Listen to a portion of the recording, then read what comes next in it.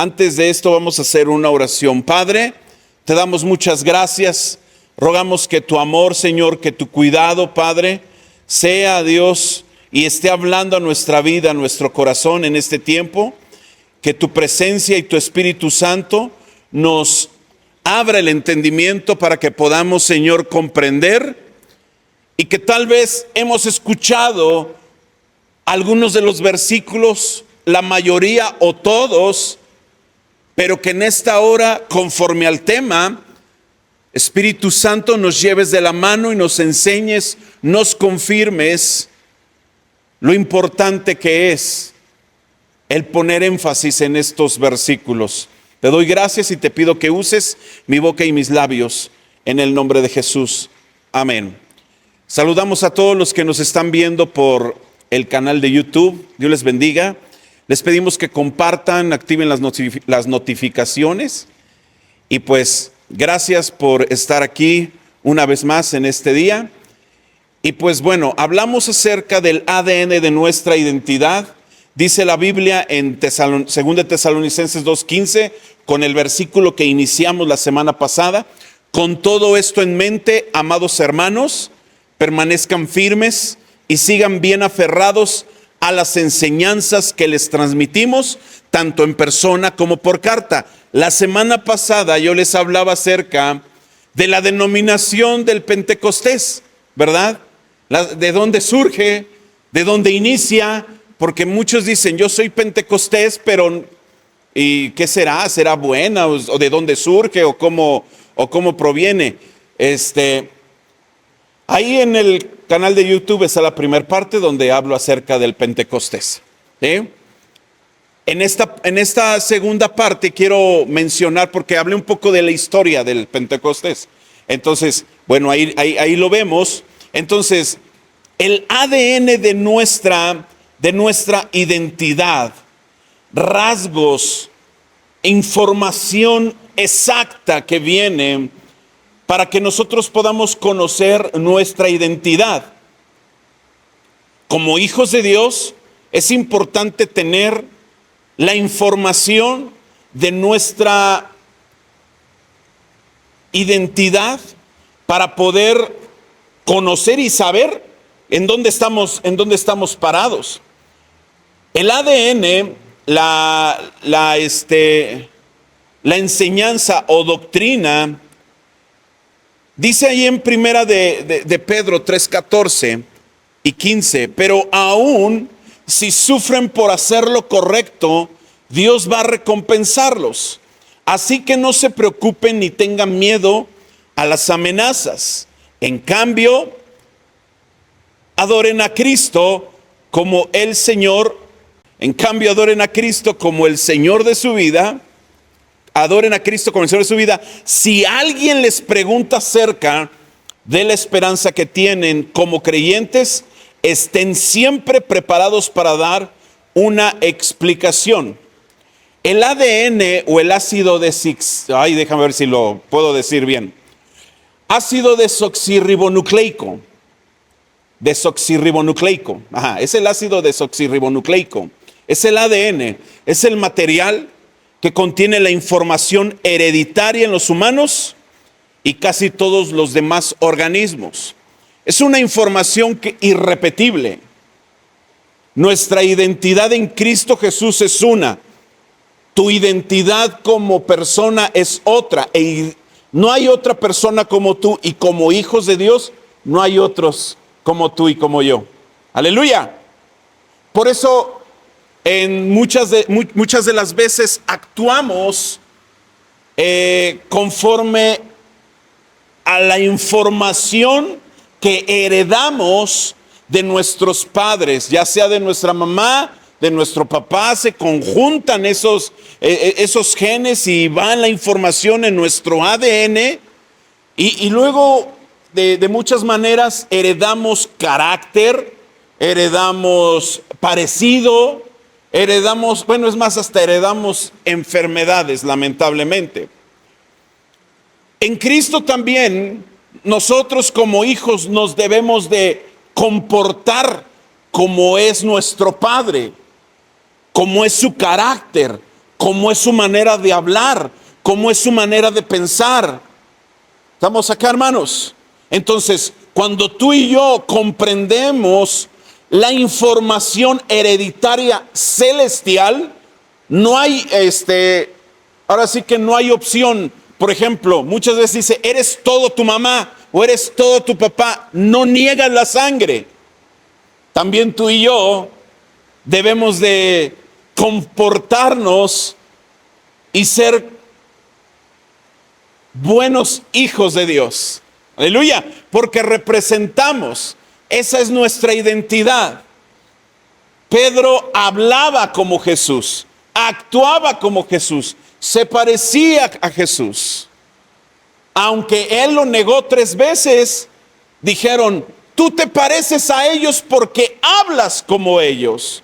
No le tuvieron que decir otra cosa porque hablaba. El estar caminando con Jesús, durmiendo con Jesús, comiendo con Jesús, orando con Jesús,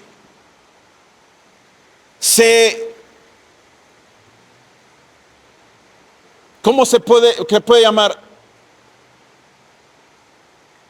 Como que se injerta, como que la forma de el maestro, como habla, como se expresa, así sus discípulos. Y así mismo, hermanos, como hijos de Dios debemos de comportarnos.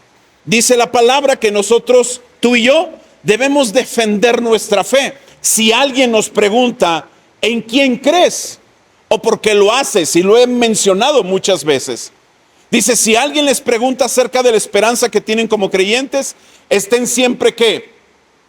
Preparados para dar una explicación. La semana pasada hablábamos ciertamente del Pentecostés, de dónde surgía, por quién fue el fundador, en dónde nace, para que tú y yo digamos, yo soy Pentecostés. Porque muchos decimos, soy Pentecostés, ¿por qué? ¿De dónde viene? ¿De dónde surge? Pues no sé, pero yo soy Pentecostés. ¿Sí? O tal vez yo soy bautista, yo soy metodista, yo soy presbiteriano, yo soy, bueno, hay infinidades de denominaciones. La semana pasada hablamos de las denominaciones, son diferentes. La iglesia en general es una, la cabeza es una. ¿Y quién es? Cristo. Y hablábamos de 2 puntos. ¿Alguien se acuerda cuáles fueron los 2 primeros puntos por los que tú y yo debemos de aprender nuestra identidad? Creemos en la divinidad de Jesús, que Jesús es Dios hecho hombre. Una cosa es decir, Jesús es el Hijo de Dios, ¿sí? Pero otra cosa es decir que Jesús es Dios y que se hizo hombre. Muchos están esperando al Mesías, a Jesús, pero Él ya vino y Él volverá. ¿Cuántos dicen amén? Entonces tú y yo creemos. No lo quiero mencionar como algo que quiero establecer y decir que es algo nuevo. No, está en la Biblia. Dice la palabra en Romanos 9:5. Abraham, Isaac y Jacob son los antepasados de los israelitas. Y Cristo mismo era israelita en cuanto a su naturaleza humana. Y Él es Dios, el que reina sobre todas las cosas y es digno de eterna alabanza. Amén. Así sea. ¿Por cuánto tiempo? Por la eternidad. No hay un tiempo en específico, es por la eternidad. La eternidad está sobre este tiempo, sobre esta dimensión que tú y yo nos movemos, que es noche, mañana, tarde y noche. Tiempos, horas, minutos. Dios habita sobre lo natural que tú y yo podemos ver. Él habita y se mueve en la eternidad. Y llega precisamente en el minuto y en la hora exacta en el que tú y yo oramos y le necesitamos y le pedimos y escucha nuestras oraciones. Aleluya. Entonces, hay 4 argumentos, que tú y yo debemos de comprender para poder nosotros creer y afirmar que Jesús es el Hijo de Dios, el Mesías prometido, es Dios hecho hombre que habitó en nosotros, ¿sí? Es de suma importancia comprender. Y el primer argumento es: los profetas del Antiguo Testamento afirman que el Mesías que vendría sería Dios en este mundo, ¿sí? Este es el primer argumento por el cual nosotros creemos que Jesús es Dios, que Jesús fue hecho hombre, que ya estuvo aquí. Dice Isaías 7:14, muy bien, el Señor mismo les dará la señal. Miren, la Virgen concebirá un niño, dará a luz un hijo y lo llamarán Emmanuel, que significa Dios está con nosotros. Yo no sé si a ti te pasó, pero a mí sí.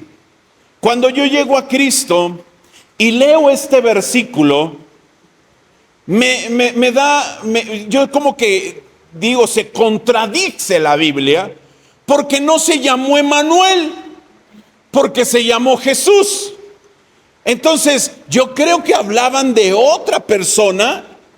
Yo creo que estaban refiriendo tal vez a otro que iba a venir y no Jesús, porque ciertamente ahí le están poniendo un nombre. ¿Cuál era? Emmanuel. No sé si a ti te pasó, pero a mí sí. Perdón por ser tan preguntón.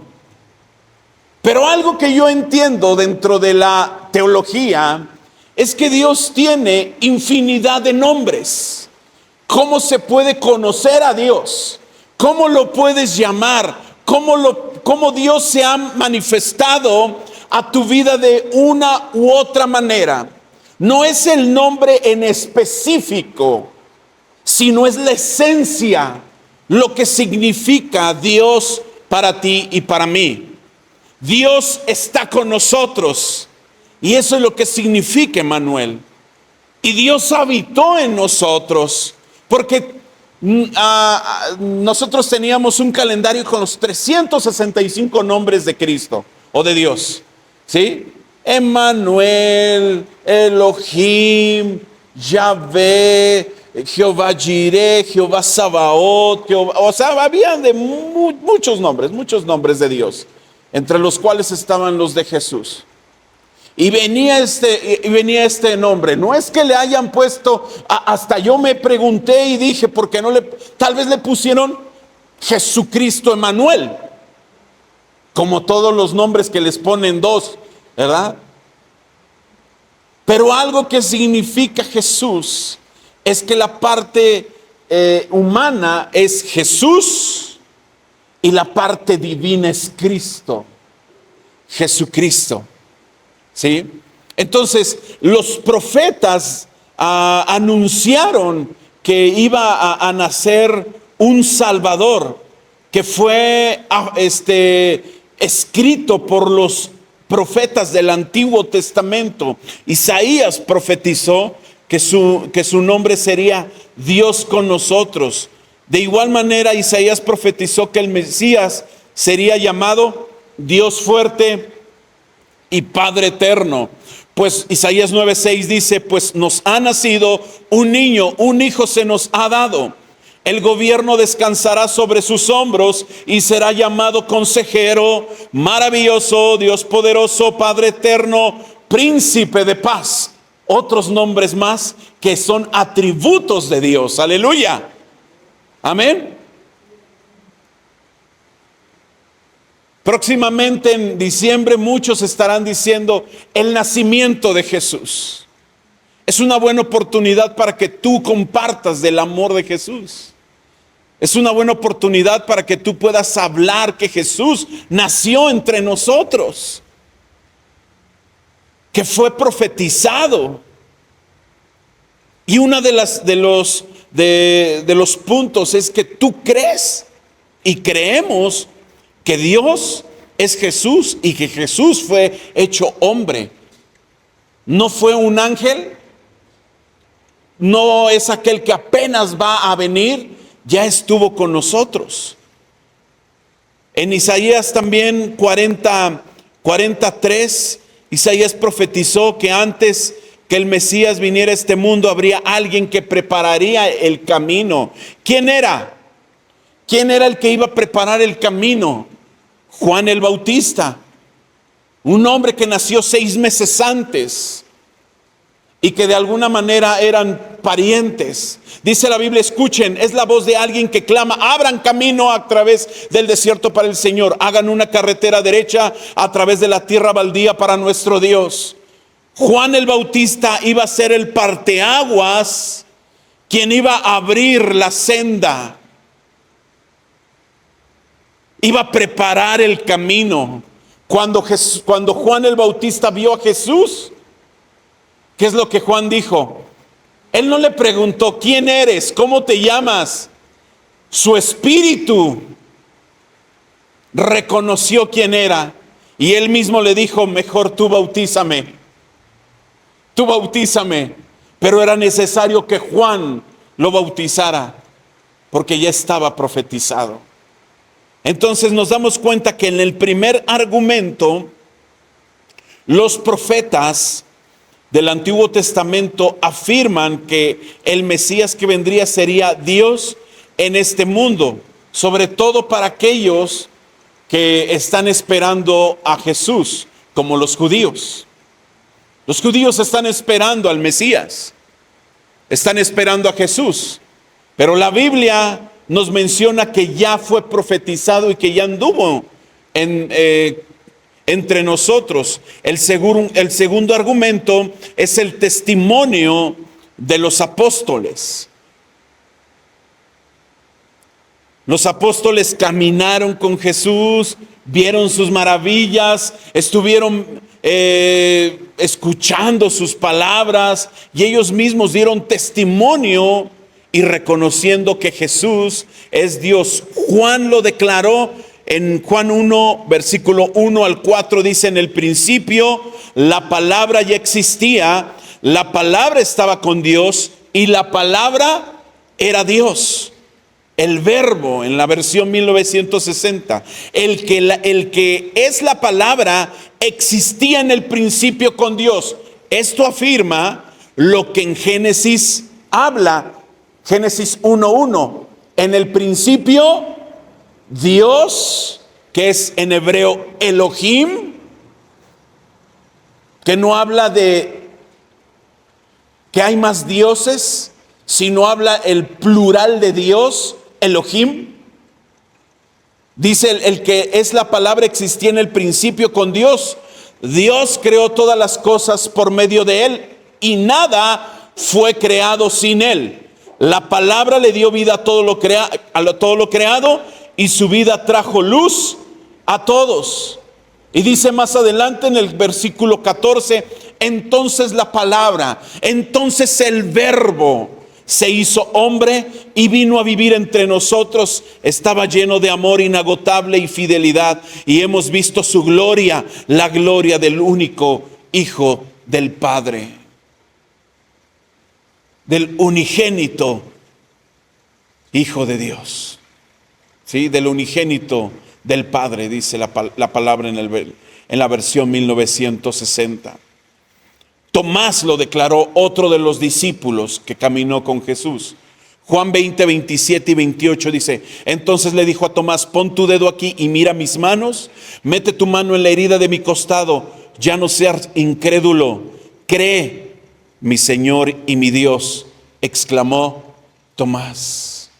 Uno de los discípulos que eran incrédulos, uno de los discípulos que no estaba completamente crédulo de que Jesús era Dios y que Jesús había resucitado y que Jesús iba a resucitar. Pablo lo dijo también en Romanos 9:5, lo que veíamos hace rato: Abraham, Isaac y Jacob son los antepasados de los israelitas, y Cristo mismo era israelita en cuanto a su naturaleza humana. Y Él es Dios, el que reina sobre todas las cosas, y es digno de eterna alabanza. Amén. También lo dijo en Tito capítulo 2 versículo 13. Hay muchos versículos que afirman: mientras anhelamos con esperanza ese día maravilloso en que se revele la gloria de nuestro gran Dios y Salvador Jesucristo. Aleluya. Y Pedro también lo declaró. Segunda de Pedro 1:1 dice: yo, Simón Pedro, esclavo y apóstol de Jesucristo, les escribo esta carta a ustedes que gozan de la misma preciosa fe que tenemos. Esta fe les fue concedida debido a la justicia e imparcialidad de Jesucristo, nuestro Dios y Salvador. Aleluya. Nuestro Dios es bueno. Jesús mismo lo declaró. Juan 10, 29 y 30. Porque mi Padre me las ha dado y Él es más poderoso que todos. Nadie puede quitarlas de la mano del Padre. El Padre y yo somos uno. El Padre y yo somos uno. Ahora, otro de los argumentos que vemos, porque muchas veces hay quienes creen que Jesús fue un ángel. Un ángel, en esencia, no acepta la adoración del hombre. Un ángel enviado de Dios, no un ángel caído. Un ángel que viene de Dios no recibe la alabanza del hombre. Entonces, un tercer argumento es la aceptación de la adoración. Porque muchas personas dicen: es que Jesús fue un ángel. Si fue un ángel, vemos en la palabra, en Apocalipsis 19, 9 y 10, lo siguiente: y el ángel me dijo, escribe esto, benditos son los que están invitados a la cena de la boda del Cordero. Y añadió: estas son palabras verdaderas que provienen de Dios.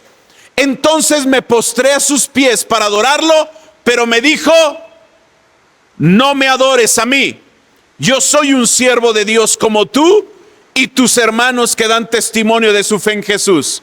Adora únicamente ¿a quién? A Dios. Porque la esencia de la profecía es dar un claro testimonio de Jesús. Aquí nos enseña la palabra que el mismo ángel enviado de Dios no permitió la adoración. Aleluya. Vemos otros casos como Manoah. ¿Sí sabes quién es Manoah? ¿Quién fue Manoah?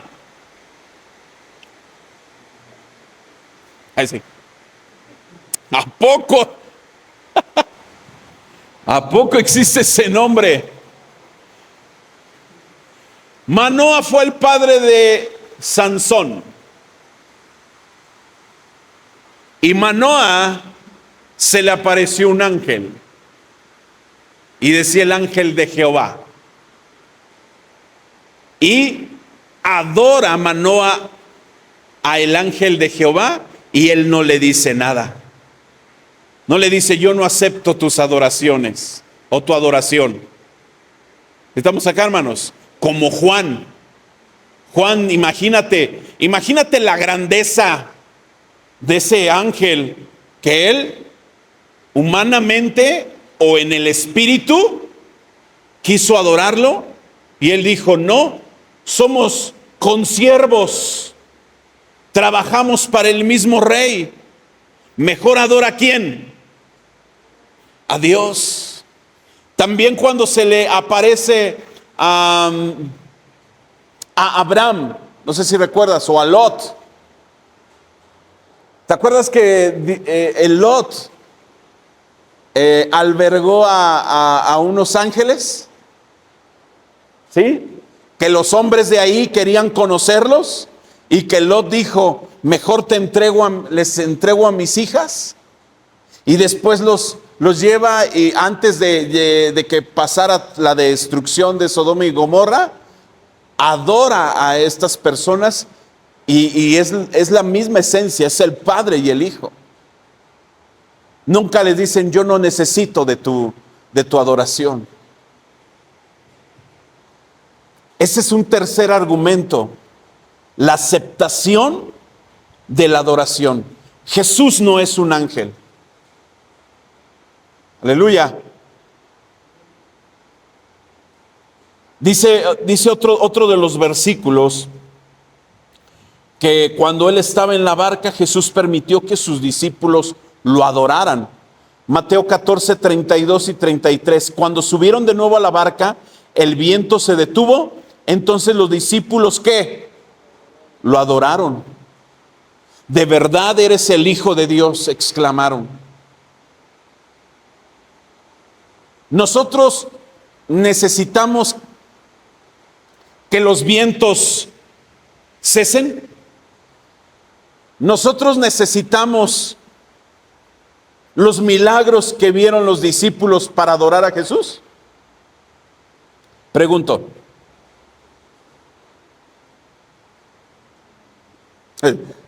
Si digo que sí, ¿qué me vaya a decir? Si digo que no, ¿qué me va a decir? ¿Los necesitamos? No. ¿Quién te da testimonio de que Jesús es Dios? El Espíritu Santo. Y ese de ahí ahorita vamos a hablar de él. Fíjate que en el mismo cielo Jesús, el Cordero, recibe la misma gloria y alabanza que el Padre Celestial. Dice en Lucas 24, 50 y 50 al 52. Entonces Jesús los llevó a Betania, levantó sus manos al cielo y los bendijo. Mientras los bendecía, los dejó y fue levantado al cielo.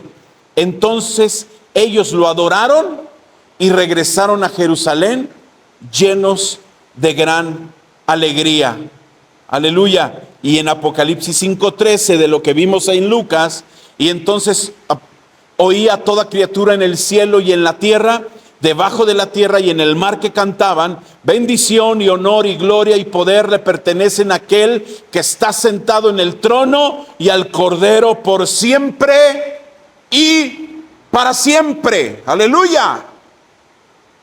Cuando nosotros adoramos a Dios, adoramos a las tres personas porque son uno. Aleluya.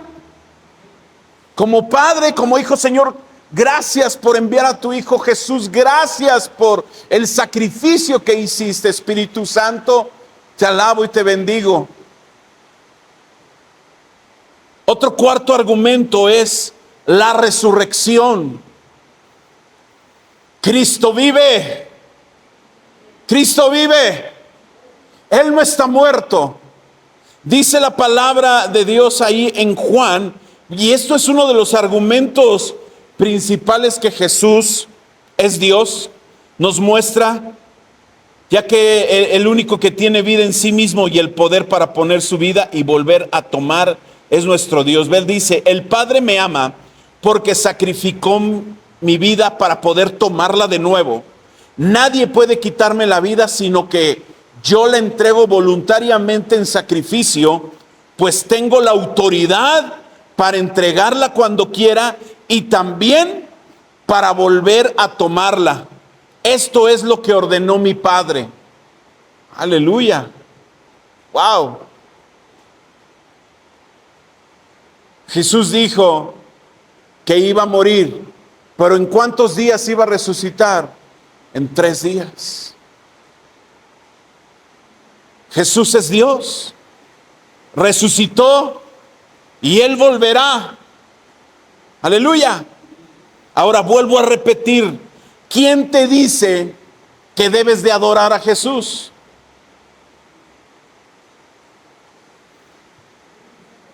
El pastor, ¿no? El Espíritu Santo. Hermanos, adoren, hermanos, alaben. No. ¿Quién es el que te dice hazlo? ¿Quién es el que te da testimonio? El Espíritu Santo. Y este es el cuarto punto que quiero tocar. Creemos en la deidad del Espíritu Santo. El Espíritu Santo es Dios. Es una persona. ¿Sí?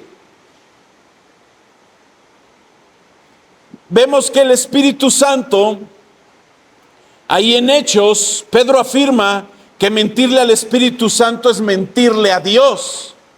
En Hechos capítulo 5, versículo 3 y 4, dice: entonces Pedro le dijo: Ananías, ¿por qué has permitido que Satanás llenara tu corazón? Le mentiste al Espíritu Santo y te quedaste con una parte del dinero. La decisión de vender o no la propiedad fue tuya, y después de venderla, el dinero también era tuyo para regalarlo o no. ¿Cómo pudiste hacer algo así?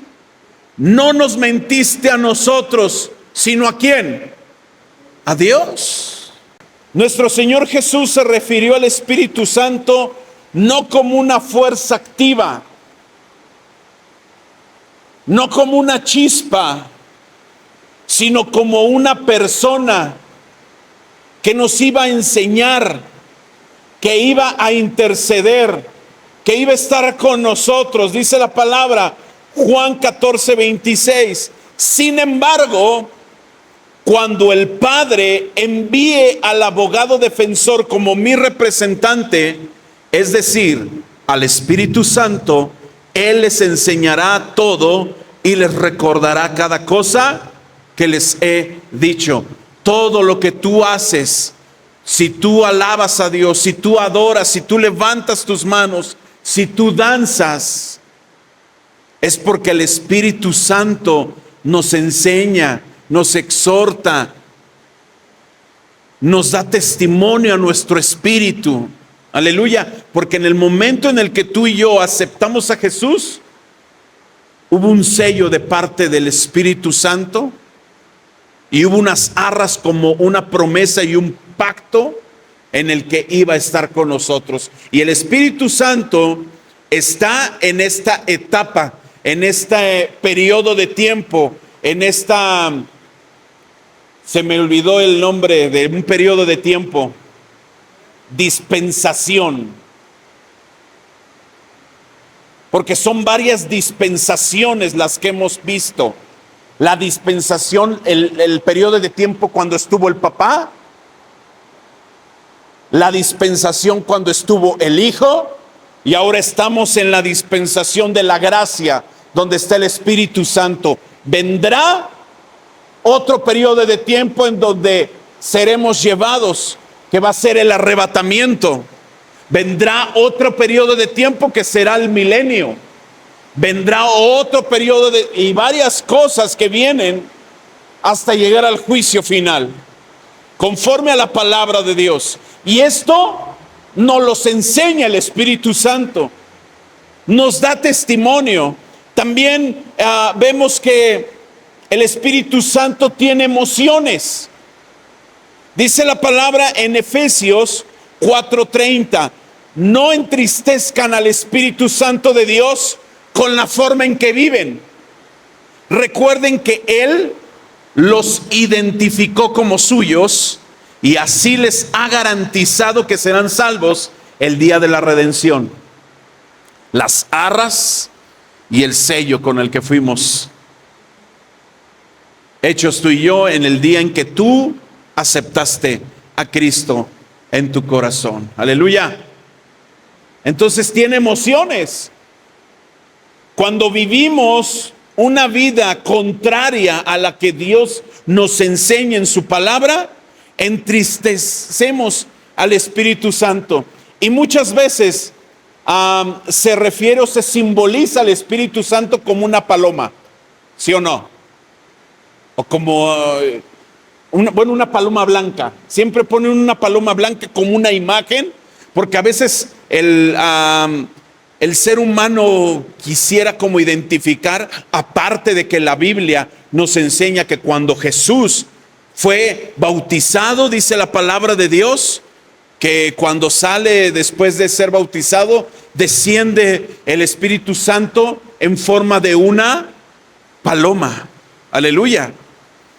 Y que se escucha en el cielo, este es mi Hijo amado, en quien tengo complacencia. Ahí hablando la semana pasada acerca que Dios es uno, pero en tres personas: Padre, Hijo y Espíritu Santo manifestados en esa en esa escena o en ese momento. Aleluya. Entonces, también el Espíritu Santo tiene voluntad propia. Y vamos a terminar con esto ahí en Primera de Corintios. Dice, a uno el Espíritu le da la capacidad de dar consejos sabios. O sea, el don de sabiduría. A otro el mismo Espíritu le da un mensaje de conocimiento especial. O sea, el don de revelación. Sí, de revelación, ¿verdad? No. De ciencia. Híjole, se me fue. De ciencia. Dice, a otro el mismo Espíritu le da gran fe. Es el don de fe. Y a alguien más, ese único Espíritu le da el don de sanidad. A uno le da el poder de hacer milagros. Y a otro la capacidad de profetizar. A alguien más le da la capacidad de discernir si un mensaje es del Espíritu de Dios o de otro espíritu. Es el discernimiento de espíritus. Todavía a otro se le da la capacidad de hablar en idiomas desconocidos. O sea, diferentes lenguas. Dice, mientras que a otro se le da la capacidad de interpretar lo que se está diciendo. Es el mismo Espíritu, es el mismo y único Espíritu quien distribuye todos esos dones. Solamente Él decide qué don cada uno debe tener. El cuerpo humano tiene muchas partes, pero las muchas partes forman un cuerpo entero. Lo mismo sucede con el cuerpo de Cristo. El Espíritu Santo es quien tiene voluntad propia, es una persona, es una deidad. El Espíritu Santo es Dios.